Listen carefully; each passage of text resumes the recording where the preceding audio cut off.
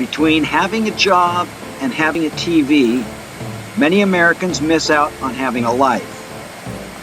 Spending 10 hours per day either at work or commuting to work, and the remaining 14 hours shacked up in their stucco sarcophagus ain't exactly humanity's zenith. They have trained you well. Go to school for 17 years, be obedient, and do not question anything. If you are super obedient, then you can spend the majority of the rest of your life obediently working for green pieces of paper.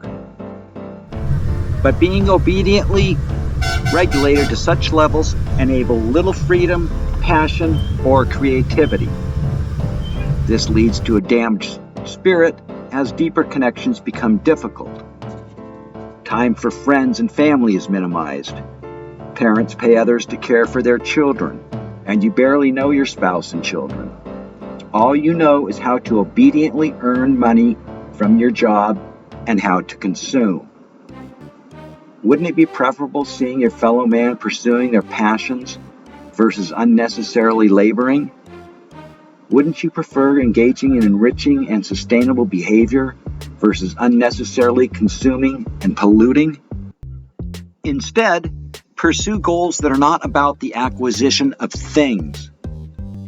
Reducing your workload stress allows for more freedom to travel, to think more independently, more open-mindedly, more humanely, and your connections become more profound.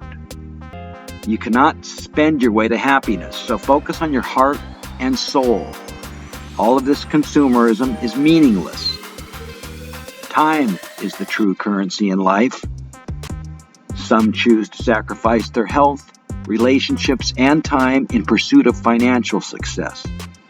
Others do not value money over those things and proceed in a different life direction. When the effort exerted to remain in the matrix versus the benefits received is this out of whack, it may be best to design a different life. The word evolution implies a transition from one to another. As we transition out of the once robust middle class into a much larger lower class, de-evolution sets in as a divided nation of haves and have-nots emerges.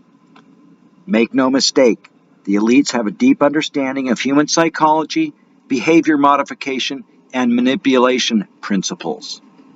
They then utilize their paid-for media to obfuscate and lie for them.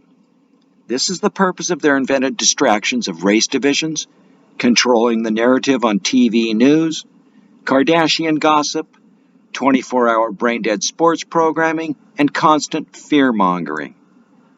Its aim is for you to not pay attention to losing your freedoms and the quality of life you once enjoyed. Rule number 1 of survival is eliminate the threat. Sadistically, the establishment elite manipulate and mold you into being compliant and weak. This makes you an easier target for their exploitative mantra of, just stay on the treadmill for 40 years. Otherwise, you will end up eating cat food in your old age. Frankly, Zeb didn't care much for this orchestrated farce. He instead learned to value joy and contentment. After spending time rethinking things, an epiphany occurred to Zeb that the only things one truly owns is their time and life energy. Therefore, remaining tied to a system which leads to endless stress and grief, due to the multitudes of authoritarians controlling your life and skimming your wealth, seemed about as rational as asking Bruce Jenner for sexual guidance. Oh, that reminds me. If Bruce Jenner ever went missing, would they put his face on a carton of half and half? Ahem. Meanwhile, the land of the free and the home of the slave just doesn't have the same ring to it, does it? Currently, in the land of the free, we can't even satisfy the salient physiological needs of food, water, warmth, and love without our master's permission. Oh, you want to recreate? Okay, but there's a recreation tax, fishing license, fees, etc. Oh, you need to get somewhere?